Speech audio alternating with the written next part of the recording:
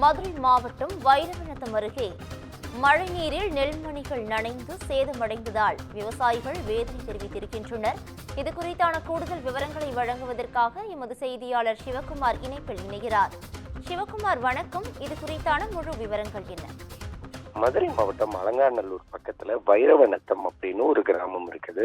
இந்த கிராமத்துல போதிய வசதி இல்லாததால, அதாவது போதிய பாதுகாப்பு வசதி இல்லாம நள்ளிரவு பெய்த கனமழை காரணமா மழை நீர்ல அந்த நெல்மணிகள், அதாவது நெல் குவியல்கள் நனைஞ்சு அதன் அடிப்படையில சேதம் ஏற்படுத்திருக்கு.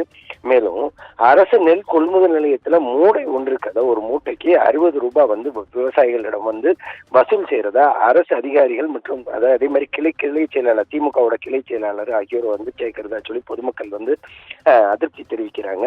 அதே மாதிரி நான் பத்திரிகையாளர் தான் அப்படின்னு குறிப்பிட்டு தனது முகத்தை செல்போன்ல மறைச்சு வீடியோ எடுத்தவாறு செய்தி சேகரிக்க சென்ற செய்தியாளர்களை மிரட்டிய ஒரு அவலம் தற்போது நடைபெற்று இருக்குது.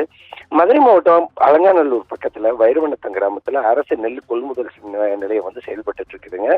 அலங்காநல்லூர சுற்றுப்பகுதிகளில் உள்ள வட்டார பகுதி, அதாவது அந்த சுற்று வட்டார பகுதிகளில் கிணற்று நீர் பாசனம் மூலம் நெல்லடவு செய்யப்பட்டு ஏறத்தாழ 200க்கும் மேற்பட்ட ஏக்கர்ல அறுவடை செய்யப்பட்ட நெல் மணிகளை அரசு நெல் கொள்முதல் நிலையத்தில் குவியலா குவிக்க வச்சப்பட்டிருக்குது.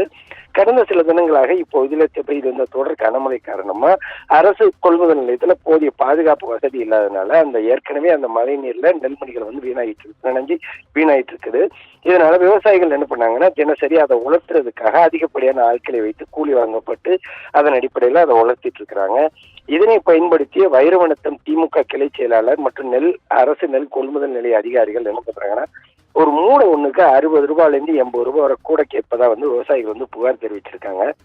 ஏற்கனவே விவசாயத்துல பெரிய அளவுல லாபம் இல்லாம ஏக்கருக்கு 20 முதல் 30,000 வரை செலவு செஞ்சு தற்போது அறுவடை செஞ்சு அரசு நெல் கொள்முதல் நிலையத்துக்கு கொண்டு வந்தா இங்க ஒரு மூட்டைக்கு 60 ரூபாயிலிருந்து 80 ரூபாய் கூட கேட்கறாங்க. அதாவது அந்த நெல்மணியை எடுத்து அந்த மூடையை அரசு விலைக்கு எடுத்துக்கிறதுக்கு 60 80 ரூபாய் கேட்கறாங்கன்னு சொல்லி விவசாயிகள் ஏற்கனவே வேதனையோடு தெரிவிச்சுட்டு வர சூழ்நிலையில இது குறித்து செய்தி சேகரிக்க சென்ற செய்தியாளர் தன்னோட செல்போனை வைத்து தன் மூத்தை மறைத்தவாறு வீடியோ எடுத்து மிரட்டிய வைரவநத்தம் ஆளுங்கட்சி கிளை செயலாளரான நாகமலை என்ன சொன்னார்னா, நானும் பத்திரிகையாளர் தான் அப்படின்னு சொல்லி இல்லாத, அதாவது வெளிவராத உள்ள பேப்பர்களை சொல்ல தேசிய மலர், உள்ளாட்சி மலர் அப்படின்னு சொல்லி 2 பத்திரிகையோட பெயரை சொல்லி மாத்தி சொல்லி அவங்க மிரட்டுறாரு. மேலும் பேட்டி கொடுக்க முன் வந்த விவசாயிகளை எதுக்கு பேட்டி கொடுக்குறீங்கன்னு சொல்லி ஒரு மிரட்டுற ஒரு அவல சூழ்நிலை தான் தற்போது வரை இருந்துட்டு இருக்குது. மாவட்ட நிர்வாகமும் சரி, தமிழக அரசும் சரி, இது போன்ற அரசு கொள்முதல் நிலையங்கள்ல நடைபெறக்கூடிய முறைகேடுகளை அதே மாதிரி அதை செய்யக்கூடிய அதிகாரிகள், அதே மாதிரி கட்சி நிர்வாகிகள்னு சொல்லி கூறிக்கிட்டு இருக்கிறவங்களுக்கு தக்க தண்டனை கொடுக்கணும், அதே மாதிரி கடுமையான நடவடிக்கை எடுக்கணும்னு பல்வேறு கட்டத்துல அதுக்கு நாங்க புகார் கொடுத்து எந்த விதமான நடவடிக்கை எடுக்கல.